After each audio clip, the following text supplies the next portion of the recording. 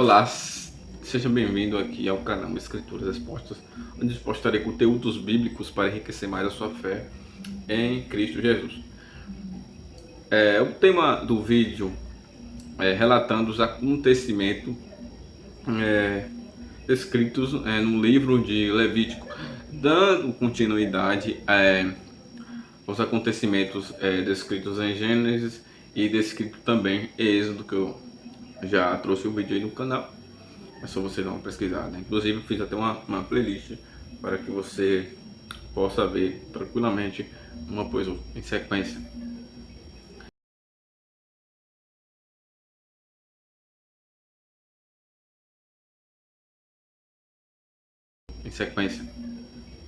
E aqui vamos para o livro de Levítico, né? Um do seu tema, chamou o Senhor. Geralmente, vamos passar com muitas igrejas, atribui a tribo de Levi como algum cantor ou algum artista, né, que utiliza sua voz, o louvor para Deus. Só que a tribo de Levítico é uma tribo que Deus separou para o sacerdócio. Tanto é que a Bíblia ali narra 12 tribos, só que Jacó teve muitos filhos, como por exemplo Levítico, a tribo de Levítico, né, de Levi, não entra aqui nessas 12. Por quê? Porque Deus separou a tribo de Levi para o sacerdócio. Também a tribo de Diná, porque Diná é uma mulher, mas geralmente quem recebia o conhecimento antigamente era os homens, né, os patriarcas, né, e que são esses nomes que não estão inclusos aqui. E voltando a esse tema, vamos começar o que acontece no livro de Levítico. O porquê desse livro? Diferente do livro de Gênesis e do livro de Êxodo, Gênesis vai falar sobre a criação, como Deus tudo criou, e falar sobre as gerações que buscaram ele, como por exemplo Noé, Enoque e vários outros, Jacó, Isaac e assim sucessivamente. Encerrando o livro de Gênesis com todos no Egito.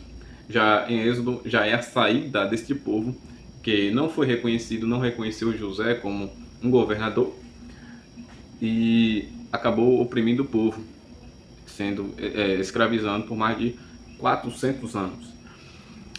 E Levítico já é a saída, onde o povo já saiu e Deus utiliza o livro de Levítico para colocar leis para que o povo possa viver mais tranquilo e principalmente a respeito dele. Eu trouxe aqui porque muitos acontecimentos no livro de Levítico, apesar de ser um livro que tem apenas 27 capítulos, acontecem muitas coisas em vários capítulos. O primeiro, quando você se depara, é quando Deus ali já começa a falar sobre os tipos de oferta, como por exemplo a oferta para a Páscoa, as ofertas queimadas, as ofertas pelos pecados, as ofertas dos cereais, as ofertas pelas culpas, as ofertas de 2 aves, as ofertas de uma novilha vermelha. Cada tipo de oferta dessa para Deus significa um ato diferente. São todos sacrifícios, porém para Deus representa algo diferente cada uma delas. Eu não vou trazer muito aqui não, porque vai alongar mais o vídeo ainda, que tem muita coisa ainda para contar a vocês, para falar. E aqui eu estou com uma lista enorme, grande. Eu não quero prolongar muito o vídeo, rapidamente. E aqui, lá para o capítulo 9, o que é que vai acontecer? Arão oferece sacrifícios para si e pelo o povo. Ou seja, onde também tinha leis que o sacerdote tinha que fazer para se livrar dos seus pecados. Ele também fazia pelos pecados do povo, né, do restante das outras tribos, e depois também tinha que fazer para ele, né, que ele é o sacerdote, ele e seus filhos e suas descendências. No capítulo 10, Nadab, Abiú, os filhos de Arão, acendem ali um fogo estranho. E esse fogo estranho, Deus não aceita. E o que acontece? Eles acabam morrendo, falecendo, por apresentar um fogo estranho, um fogo que Deus rejeitou aí, mostrando que Deus queria seriedade da parte ali de Arão e suas descendências. E aqui no capítulo de número 11, os animais que podem ou não comer, ou seja, são os tipos de animais que os judeus até hoje levam em conta disso, como por exemplo o porco, né? Não sei se eles seguem até hoje, mas regularmente eles utilizam alguns animais e falam que tais animais são impuros, né? De acordo também aqui os Levíticos. O porco é uma delas, né? É um animal considerado impuro para os judeus que não poderiam comer. E tem outros mais, né? Mas vamos focar em poucos aqui. Qualquer coisa você vai lá no capítulo e confere esses tais animais. Já no capítulo 11, ou 12, perdão, a purificação da mulher do parto, onde alguns dias a mulher ficava um pouco isolada após o ato ali do parto. Ela tinha que ficar ali reservada, ali sendo purificada. Logo depois ela retomava, saía do lugar de impureza e depois retomava ali para viver em sociedade. No capítulo 13, os homens que pegam lepra são considerados impuros. Provavelmente aí, talvez na igreja que você congregue, né? Ou você já tenha ouvido falar que geralmente a mulher, ela tem um ato de impureza, como por exemplo a cólica das mulheres. É um ato de impureza. Mas ninguém nunca fala do ato de impureza que Deus tem com o homem. Apesar que Deus fazia isso utilizava essa linguagem de impureza para preservar a mulher ali dos homens antigamente, os homens ignorantes que não tinham tal entendimento ainda, mas Deus ali com sua sabedoria instruía para fazer isso. O ato de impureza também do homem é quando o homem fica doente. Por exemplo, se um homem pegar uma lepra, ele primeiro que ele tem que fazer, ele tem que ir lá em Arão, né? Botar ali para o sacerdote examinar. Depois de um tempo, uma semana mais ou menos, tem que retornar. Se essa doença permanecer e ali foi causa de lepra, ele ali é automaticamente isolado na sociedade, até que ele seja curado. Mas fora disso, ele é considerado impuro. E faz sentido porque nos evangelhos, quando Jesus cura, né, homens leprosos, esses homens não frequentavam os mesmos lugares, não estavam muito presentes na sociedade. E eles eram afastados, isolados daquele local público. E quando Jesus cura esses leprosos, ele está curando de uma impureza que a sociedade automaticamente rejeitava e passava agora a ser puro através da cura. Isso você vê lá nos evangelhos. Isso é bom porque traz um esclarecimento maior das coisas que tem no Novo Testamento. Ajuda muito a compreender mais a palavra de Deus. E você se edifica mais ainda. Vamos ver agora o capítulo de número 14. O sacerdote deve examinar as pessoas que pegou lepra. Já falei isso, né? Que Arão ali é como se fosse um doutor. Visitava, ver ali como é que se essa doença é realmente uma lepra. E se for lepra é considerado impuro. Já no capítulo aqui 16, aqui fala sobre como Arão deve entrar no santuário. Ou seja, existia um preparatório, eu não me recordo detalhadamente, mas sobre o sacerdote como deve entrar no santuário, mas vocês podem aí entrar um pouco aí, no capítulo 16, ver aí como os sacerdotes tinha que entrar no santuário de Deus, ou seja, ali no tabernáculo. Não era de qualquer jeito, não era de qualquer maneira, né?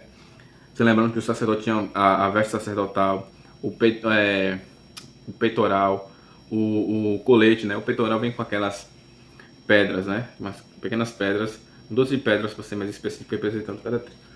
No capítulo 17 é proibido beber sangue, porque a alma está nele. Ou seja, Deus aqui, utilizando ali Moisés para instruir o povo, fala que nenhum povo dele não pode beber sangue. Por que não pode beber o sangue do animal após o animal ser morto? Porque o capítulo vai dizer que a alma a alma do animal está no seu sangue.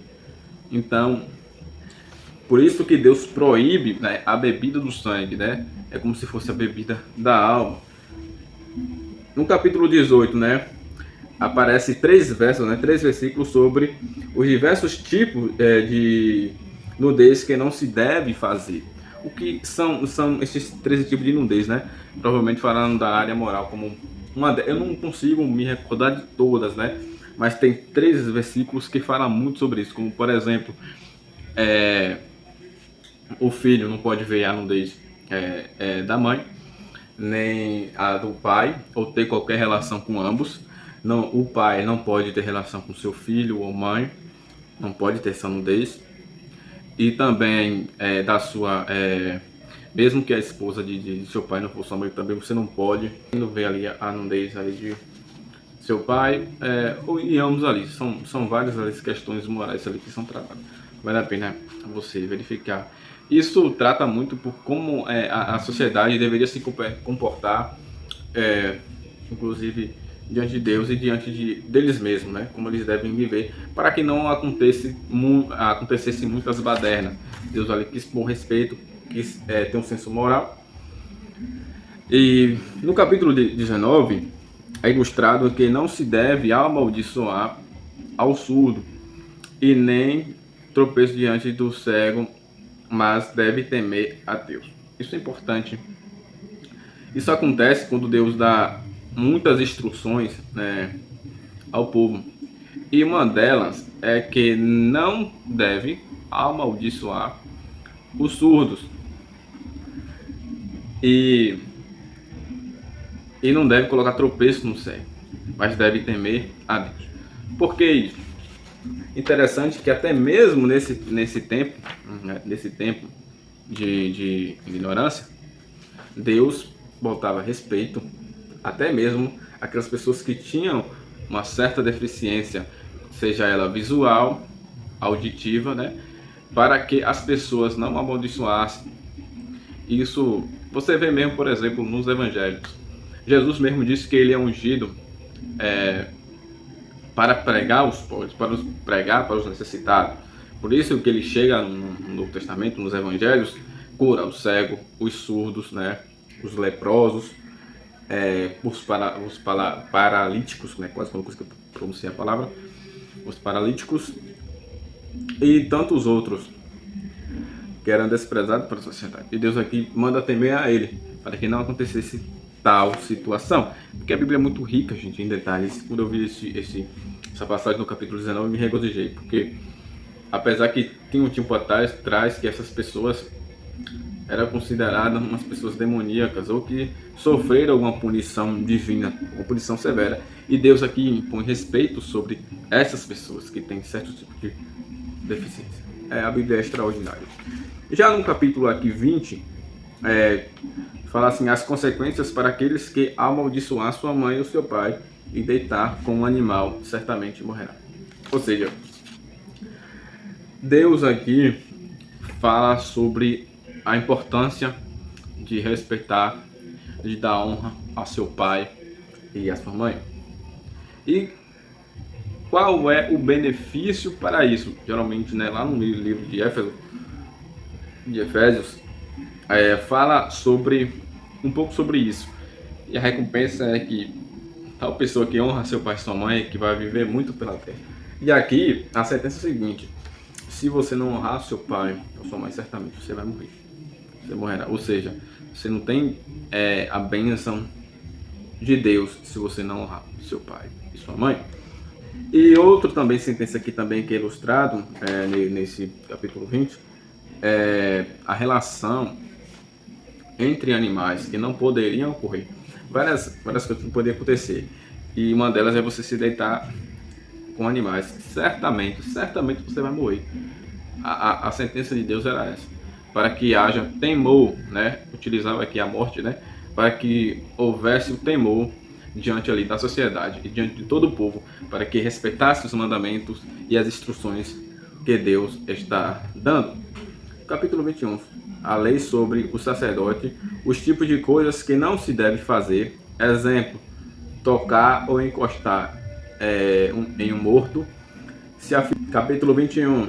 A lei sobre o sacerdote e os tipos de coisas que não se deve fazer. Exemplo: tocar ou encostar em um morto, né?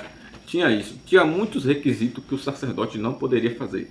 Um desses requisitos, como exemplo, era tocar em um morto. Porque, como eu tinha falado no início, Deus colocou a tribo de Levi, que é a tribo de Levítico, para executar o ministério sacerdotal. E por ser esse ministério sacerdotal, né, ser sacerdote ali do povo, tinha que obedecer especificamente às instruções de Deus. E tinha umas restrições que Deus dá para esse povo não fazer. E uma delas é você encostar em qualquer morto, porque será imundo, será impuro. E Deus não se agradará disso. E tem outras coisas mais, mas vou poupar aqui. No capítulo 22 fala um pouco sobre a lei dos animais oferecidos para Deus. Por exemplo, qual tipo de animal, como o animal deve ser encarregado para ser sacrificado para Deus. Por exemplo, uma ovelha, às vezes, um cordeiro, tinha que às vezes ser sem mancha, outras vezes, dependendo do tipo de sacrifício também. Tinha também o sacrifício com novilho vermelho, como já falei. O novilho tem que ser vermelho, né? O bezerro tem que ser vermelho, tem que ser dessa cor e pronto. São algumas especificações que Deus dá para tais animais. Ou seja, não pode ser qualquer um, né? Tem que ser o que Deus deseja, para que ele possa receber tal sacrifício e tal oferta. Capítulo 23. As festas de Israel. Como, por exemplo, Israel aqui começa a ter várias festas. A primeira é o sábado, né? Todo mundo sabe sobre o sábado, né? Guardar o sábado, que um sábado é o único dia da semana que não se deve trabalhar, que se deve descansar, né? A festa aqui das primícias, outra aqui é da Páscoa também desconhecida, a de Pentecoste, né? Pentecoste é a festa da colheita, né? De tudo que foi plantado, aí o povo colhe, aí passa uma semana festejando essa festa. E também a festa aqui das trombetas, né? Quando acontece, acho que é fim de ano, mais ou menos. A expiação, a festa aqui também dos tabernáculos, ou festa das barracas, né? Vários tipos de festa, né? Se você quiser, até que talvez outro vídeo, ou eu trago algum significado sobre cada uma dessas festas detalhadamente, para que não se prolongue muito aqui. Capítulo aqui 24. O pecado de blasfêmia, né? O castigo para o pecado de blasfêmia. E aqui, esse capítulo já inicia com a história que um certo egípcio casou com Diná, ou melhor, com uma mulher israelita da tribo de Diná. E ele, em uma discussão com uma israelita, ele blasfemou o nome de Deus. E o que é que aconteceu? A sentença foi de morte para ele. As pessoas tinham que apedrejar ele até a morte. Infelizmente, era esse o castigo. E nos evangelhos, diversas vezes a gente vai ver as pessoas tramando contra Jesus, né? Que pregava contra o ministério de Jesus. E um deles, às vezes, acusava desse pecado, achando que Jesus cometeu blasfêmia, para que Jesus fosse apedrejado ali mesmo, fosse morto diante de todos. Atos capítulos 6, se não me falha a minha memória, no versículo 9, no versículo 11, os judeus pagam algumas pessoas para dizer que Estevão, o servo de Deus Estevão, que está pregando o evangelho, estava dizendo blasfêmia. O que é que acontece? Estevão é levado, né? E ali há uma reunião ali, e dá uma sentença ali para Estevão. E Estevão ali prega sabiamente, expõe as verdades, mas mesmo assim eles ficam acusando Estevão ali de blasfêmia. E Estevão tem uma visão de Jesus estendendo a mão para ele. Ou seja, só Estevão estava ali com a visão aberta, a visão do céu.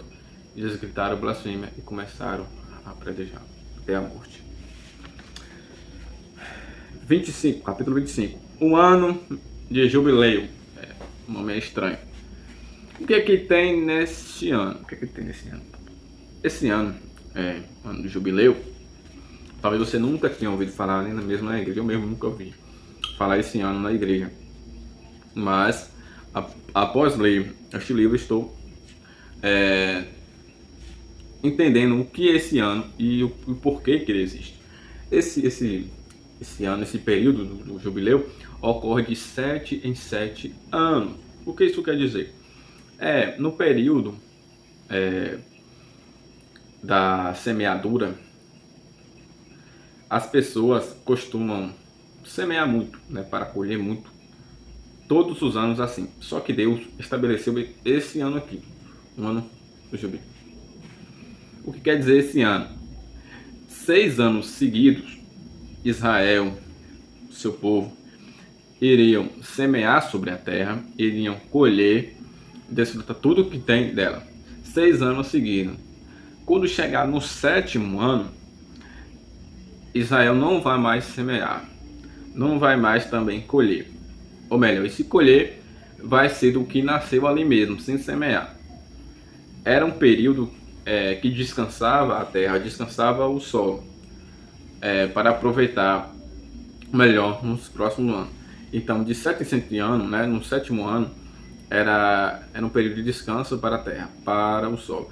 E o que tiver ali de colher, colhe-se e nascer sozinho. Por exemplo, se alguém for querer plantar, por exemplo, trigo, semear alguma coisa, e chegar no 7º ano, você não pode mais semear. Você deixa assim. Se ali nascer alguma coisa para você colher, beleza, ótimo, você pode ali colher. Agora, se não nascer, vai ficar ali mesmo. Tem que respeitar esse 7º ano. Capítulo 26. Obediência e desobediência. Nesse capítulo, Deus separa a obediência aqui e sobre desobediência. A primeira, a obediência, fala sobre para o povo obedecer os seus mandamentos, obedecer a sua palavra, que através dessa obediência a ele trará bênçãos, né? Trará coisas boas, será bendito. Mas, consequentemente, o oposto disso, a desobediência trará castigo severo ao seu povo, trazendo pragas, doenças, assim sucessivamente. No capítulo 27, diz: pessoas que for separadas por Deus e quiser ficar livre do compromisso, deverá pagar. Por exemplo, um homem aqui tem cerca de 20 a 60 anos e ele não quer exercer esse serviço de Deus. Por exemplo, vamos botar em prática a tribo de Levítico. É uma tribo sacerdotal. Deus separou a tribo de Levi para exercer tal função. Exemplo, sou sacerdote, como já falei várias vezes aqui. Não supor eu. Vou utilizar como exemplo melhor. Eu fui separado por Deus para exercer essa função. Deus já tinha me separado, já tinha me escolhido. Só que eu não quero exercer. O que é que vai acontecer? Eu vou ter que pagar por isso. E existem essas taxas na tabela oficial que, por exemplo, um homem de cerca de 20 a 60 anos de idade tinha que pagar 50 barras de prata. E a mulher com a mesma idade pagava-se 30, né? E também vai falar sobre os jovens, né? Que pagava entre 15, mais de 60 anos, pagava mais ou menos esse valor. Quando era menino, né? Criança, também era oferecido também uma quantia de barra, mais ou menos 5 barras, né? Era um pouco menor por ser criança. Então, tinha como você se desvincular desse serviço, porém você tinha que pagar uma taxa, você tinha que pagar algo para você ficar livre desse compromisso que Deus já tinha te separado. Isso é muito interessante. E também vai falar outra coisa, né? Se alguém oferecer um animal para Deus e trocar os 2 animais, será de Deus. O que quer dizer isso? Por exemplo, esse capítulo 27 tem outra lei. Por exemplo, se eu oferecer um boi ou uma vaca a Deus, ou uma ovelha, sobre o meu voto, esse boi, essa vaca, essa ovelha será de Deus, não será mais minha. Mesmo que eu ainda não entreguei, mas já é de Deus, eu tenho que entregar, porque eu prometi. E mesmo se o que você prometeu foi um boi bom, foi uma vaca magra, melhor dizendo, vai pertencer a Deus do mesmo jeito. Ou seja, o que você deu para Deus já foi dado. Não tem como mais fazer. E se você lá na frente, por desobediência, você chegar, por exemplo, você tiver um boi bom e querer dar para Deus, questão do voto, e você lá na frente trocar este animal com outro, ou com um boi, qualquer outra coisa que seja, Deus aqui está dizendo, né, na sua palavra, que o que você trocou por outro já não é mais o boi ou a vaca que você trocou só, vai ser os dois. Ou seja, o que você deu, o que você trocou, mais o que você ganhou na troca. Ou seja, se alguém trocar uma vaca pelo boi, o boi e a vaca já é de Deus. Não tem como. Mesmo sendo bom, mesmo sendo mais, já é de Deus. Já ofereceu a Deus, já foi. Isso não poderia, como é que chama, de ser modo contrário. Você fazer um voto a Deus e depois desfazer. Para Deus aqui não era aceitável. E desde já finalizo e agradeço a você que está acompanhando o canal. Seja bem-vindo, tudo de bom para você. Que esse 2025 sem coisas boas para nossas vidas. E que o nome de Deus seja glorificado mais uma vez. Termine sua vida que se esse canal estiver contribuindo, né, mais na sua vida, curta, escreva, até comente, porque vai ser de grande valia. Deus abençoe.